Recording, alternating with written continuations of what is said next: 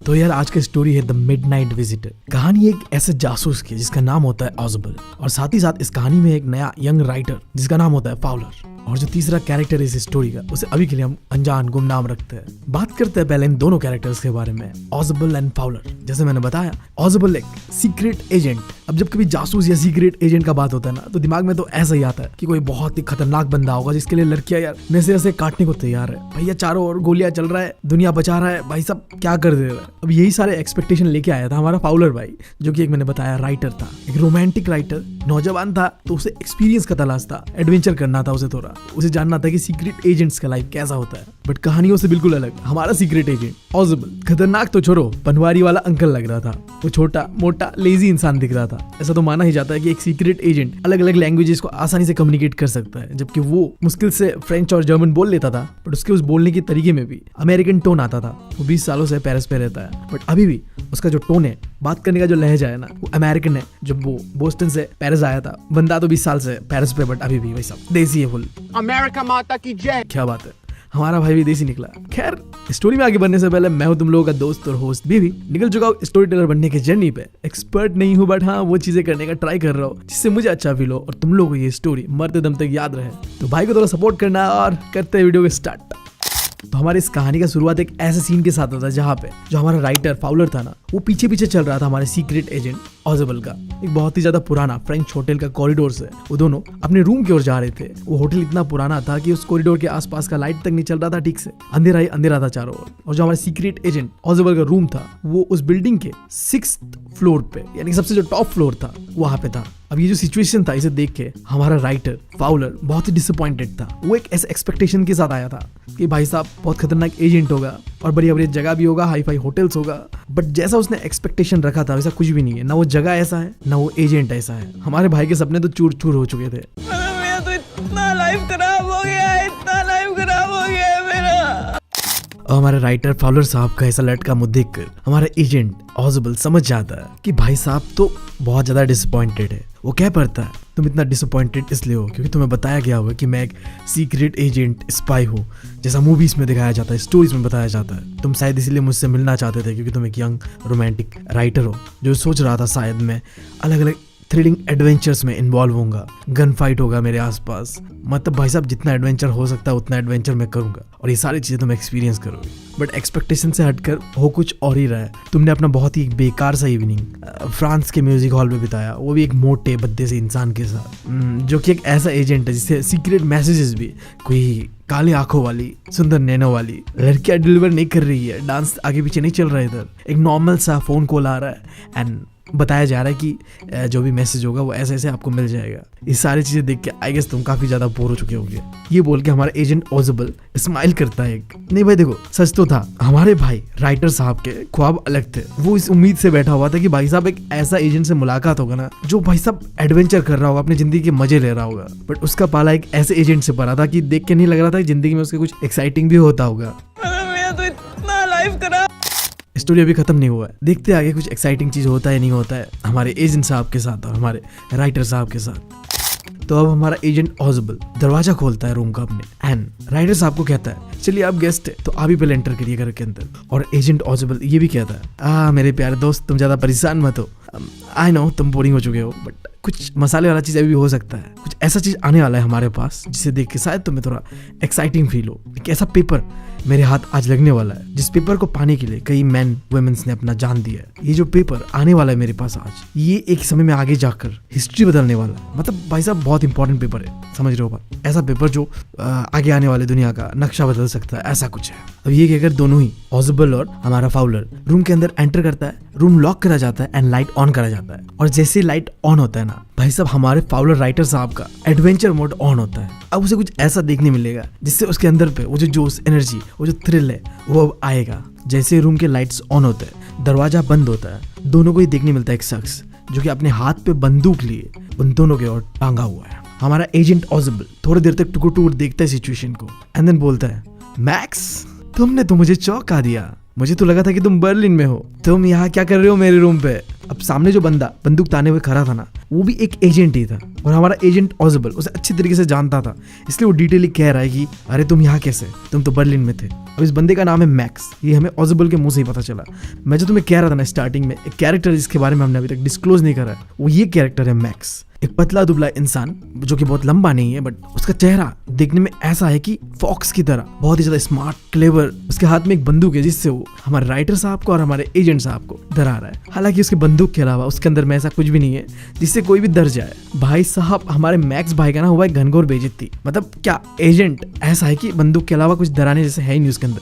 खैर, हमारा जो ये कैरेक्टर है एजेंट मैक्स, ये कहता है आज सुना है मैंने तुम्हारे पास एक इंपॉर्टेंट रिपोर्ट आने वाला है जहाँ पे जो नए खतरनाक मिसाइल्स का इंफॉर्मेशन डिटेल्स है। तो मैंने सोचा क्यों ना ये चीजें तुम्हारे हाथों से मैं ले लूं, मेरे हाथ पे ज्यादा सेफ रहेगा। यू नो, एजेंट मैक्स के इस बात को सुनने के बाद ऑजिबल धीरे से मूव करते हुए उस रूम के अंदर पे एक आर्म चेयर था, वहां जाके बैठता है धराम से। मोटा आदमी है भाई साहब, जहां भी बैठता है हिला देता है। एंड बैठ के वो कहता है इस बार तो मैं मैनेजमेंट के अगेंस्ट एक कंप्लेंट करके ही रहूंगा। इस महीने में ऐसा दूसरी बार है जब कोई ऐसे बैल्कनी से मेरे रूम पे एंटर कर रहा है। और हमारा राइटर फाउलर अपने आंखों से देखता है तो उसके पीछे एक विंडो है, एक नॉर्मल सा विंडो है जिसके बाहर से डार्क स्काई दिख रहा है रात का। क्योंकि पूरा जो सीन है ना, देखना आगे जाके मैं बताऊंगा कि रात का सीन है, तो काला आसमान के अलावा बाहर और कुछ नहीं दिख रहा था। तो एजेंट ऑजिबल की इस बात से मैक्स कहता है बैल्कनी नहीं, मैं तो बैल्कनी से नहीं आया, मेरे पास तो मास्टर की है जिससे मैंने रूम के अंदर एंटर करा है। अब मास्टर की कह लो या पास की कह लो, एक ऐसा चाबी होता है जिससे किसी भी ताले को तुम होटल के अंदर पे जो होता है वो खोल सकते हो। होटल के अंदर एक चाबी तो जो भी कस्टमर रूम पे रहने आ रहा है उसको दिया जाता है, बट एक ऐसा चाबी होता है जो कि होटल मैनेजमेंट के पास होता है। इन फ्यूचर अगर कुछ हो गया तो उस मास्टर की से, उस पास की से उस रूम को खोला जा सके। तो ऐसा ही एक चाबी से मैक्स ने कहा कि वो रूम के अंदर एंटर कर रहा है। अगर मुझे बैल्कनी के बारे में पता होता तो मैं इतना मेहनत क्यों करता, मेरे समय बच जाते। अब ऑजिबल फिर इरिटेट होकर अपने चेहरे पे एक बहुत ही बेकार सा एक्सप्रेशन लाते हुए वो कहता है कि ये मेरा बैल्कनी नहीं है, ये तो मेरे बगल वाला जो अपार्टमेंट है उसका बैल्कनी है। अब इसके बाद तुम भी समझो, और स्टोरी में भी मैक्स को समझाया जा रहा है एजेंट ऑजिबल के द्वारा कि बैल्कनी का क्या सीन है। सो ये जो ऑजिबल का रूम है ना, ये एक समय में एक लार्जर यूनिट का पार्ट हुआ करता था, मतलब एक बड़ा सा रूम का पार्ट हुआ करता था जो कि एक लिविंग रूम की तरह था। और ये जो विंडो के पीछे वाला बैल्कनी है, ये वही लार्जर यूनिट जो है जिसे यूज करा जाता था एज ए लिविंग रूम, उसका ही पार्ट है जो कि कनेक्टेड है हमारे भाई ऑजिबल के इस विंडो से। तो इनडायरेक्टली तुम समझो ये बैल्कनी ऑजिबल साहब का नहीं है, ये बैल्कनी एक बगल वाले अपार्टमेंट से जो कि कनेक्टेड है हमारे भाई के विंडो से। अब इसी बैल्कनी की मदद से दो बार ऑजिबल के घर पे कोई घुस गया था ऐसे विंडो से कूद कर। पहली बार कोई कूदा होगा और दूसरी बार तो एजेंट मैक्स ने कूदा था, ऐसा वो मान के चल रहा हमारा एजेंट ऑजिबल। बट क्या ये सच था? नहीं था, ये कहानी में आगे जाके में पता चलेगा। अब हमारा भाई ऑजिबल कहता है फिर अगले ही महीने कोई इसी तरीके से एग्जैक्टली इसी बैल्कनी की मदद से विंडो से मेरे रूम पे एंटर करा था। और तब जब मैंने कंप्लेंट करा था मैनेजमेंट को, उन्होंने मुझे वादा करा था कि इस बैल्कनी को बंद कर देंगे, जबकि मैनेजमेंट ने ऐसा नहीं करा। और इसी वजह से शायद मैक्स इसी बैल्कनी की मदद से खिड़की से फांद कर मेरे रूम पे आया। अब सिंपली ये सब बातें बताकर हमारा एजेंट ऑजिबल ये बताना चाह रहा है कि वो बहुत ही इरिटेट फील कर रहा है मैनेजमेंट से। उनको एक छोटा सा काम करने को कहा गया था, वो भी उन्होंने नहीं करा, और आज इसी वजह से मैक्स हमारे रूम के अंदर एंटर कर चुका है। अब मैक्स देखता है आगे से फाउलर साहब को जो कि खड़ा था सीधा बगल में एजेंट ऑजिबल के। तो बंदूक आगे करते हुए फाउलर की ओर कमांड करता है कि भाई साहब बैठ जाओ, हमें आधे घंटे तक और शायद इंतजार करना पड़ सकता है। अब मैक्स के बात को टोकते हुए ऑजिबल कहता है कि नहीं, आधे घंटे नहीं, 31 मिनट्स। जो अपॉइंटमेंट लिया गया था वो लेटर, वो रिपोर्ट लाने का, वो एग्जैक्ट 12:30 का है। ये कह के एजेंट ऑजिबल कहता है कि काश मैं जान पाता कि तुमने इस रिपोर्ट के बारे में कैसे जाना, कहाँ से पता चला तुम्हें। अब हमारा मैक्स भी एक एजेंट ही था जैसे मैंने बताया, वो थोड़ी ऐसे बच्चे की तरह कहते फिरेगा कि नहीं मुझे वहां से पता चला, ये सारी चीजें तो मैं करता हूँ यार, बरबोला हूँ, क्या करूँ, मुंह पे बात रहती नहीं। औरतों वाला शौक पाल रखा है मैंने। खैर यार, होते हैं कुछ लोग मेरी तरह। स्टोरी पे वापस बढ़ते हैं। मैक्स तो ऐसा नहीं था, उसने कोई औरतों वाला शौक नहीं पाल के रखा हुआ था। वो बात को घुमाते हुए कहता है, ईबल से स्माइल देते हुए कहता है, बहुत अच्छा होता अगर हमें पता चल पाता कि तुम लोगों को कैसे ये रिपोर्ट मिल रहा है। खैर ये कन्वर्सेशन एजेंट मैक्स और एजेंट ऑजिबल के बीच चल ही रहा होता है। सडनली डोर पे नॉक करा जाता है, बहुत लाउड से नॉक करा जाता है। अब ये देख के एजेंट मैक्स घबरा जाता है। एजेंट मैक्स कहता है, ये क्या क्या क्या हो रहा है, ये कौन है वो दरवाजे के बाहर। दरवाजे के उस नॉक से हमारा फाउलर साहब भी भाई साहब घबरा जाता है, कूद जाता है, सीधा खड़ा हो जाता है। बट हमारा एजेंट ऑज़बल टस से मस नहीं होता है, स्माइल करता है और कहता है भाई साहब और कौन होगा, पुलिस है पुलिस, मैं हुतिया तुरी हूँ जो इतने इंपॉर्टेंट डॉक्यूमेंट्स को ऐसे ही मंगा दूंगा, थोड़ा एक्स्ट्रा प्रोटेक्शन तो चाहिए ना भाई साहब। तो पुलिस मंगा दिया साथ में कि जो चीज़ें है स्मूथली चले, कोई दिक्कत ना आए, आराम से रिपोर्ट मेरे हाथ पे आए एंड देन सब चीजें स्मूथली चले। पुलिस यही चीज चेक करने आई है कि चीजें सही चल रहा है कि नहीं चल रहा है। अब ऑज़बल की इस बात से मैक्स नर्वस हो जाता है, रिपीटेडली दरवाजे पे नॉक करा जा रहा था और दूसरी तरफ ऑज़बल स्माइल करते हुए कहता है अब तुम क्या करोगे मैक्स, अगर मैंने जवाब नहीं दिया, दरवाजा नहीं खोला, तो वो दरवाजा तोड़कर अंदर आ जाएंगे और एक बार वो अंदर आ गए तो गोली मारने से पहले सोचेंगे नहीं तुमको। ऑज़बल की इस बात से मैक्स और भड़क जाता है, उसका मुंह काला पड़ जाता है गुस्से से और वो जो बगल वाला खिड़की था उसके पास आता है, अपना एक टांग उस खिड़की के फ्रेम पे रखता है और बंदूक ऑज़बल और फाउलर की तरफ रखता है। उन दोनों को बंदूक के नॉक पे डराते हुए कहता है मैं बैल्कनी पे इंतजार कर रहा हूँ, तुम पुलिस को वापस भेज दो वरना मैं मजबूर होकर गोली चला दूंगा और जो मेरा है वो मैं लेकर रहूंगा। अब दरवाजे पे वो जो नॉकिंग पिटने का आवाज है ना वो बार बार बढ़ते ही जा रहा था, कोई लाउडली चिल्ला के कह रहा था मिस्टर ऑज़बल, मिस्टर ऑज़बल। अब मैक्स के पास उपाय तो था नहीं, वो मजबूरन अपने बंदूक को दोनों की ओर टांगते हुए उस विंडो के पास जाता है एंड विंडो के ऊपर चढ़ जाता है एंड देन वो विंडो से बैल्कनी पे कूदता है एंड देन कूदने के बाद एक बहुत ही जोर से एक सिंगल साउंड आता है चिल्लाने का एंड देन उसी वक्त दरवाजा खोला जाता है। एक वेटर दरवाजे के बाहर खड़ा था, अपने हाथ पे एक ट्रे लिए, एक बोतल लिए पानी का और साथ में 2 ग्लासेस। ये रहा आपका वो पानी का ग्लास जो कि आपने आते वक्त मंगवाया था। ये कह के वो वेटर उस ट्रे को उस टेबल के अंदर रखता है, पानी का बोतल का ढक्कन को खोलता है एंड सारी चीजें कर वो रूम से निकल जाता है। अब ये पूरा सीन देख के हमारे फाउलर साहब का भाई साहब समझ जाओ तुम क्या हुआ होगा, मैं वो वर्ड इस्तेमाल नहीं करना चाह रहा। फाउलर साहब का चेहरा सफेद पड़ गया था, वो घूर घूर के बस ये देख रहा था कि कहीं पुलिस तो नहीं आ रहा है, बट उसे तो दिख रहा था बस एक वेटर। वो पूछता है पुलिस आने वाला था बट ये तो एक वेटर है। तो हमारा एजेंट ऑज़बल कहता है नहीं नहीं कोई भी पुलिस नहीं आने वाला था, ये तो हेनरी है वेटर, जो कि मुझे पता था कि ये आने वाला है। अब फिर फाउलर डरते हुए कहता है फिर वो जो इंसान है जो बैल्कनी में है वो वापस नहीं आएगा अभी।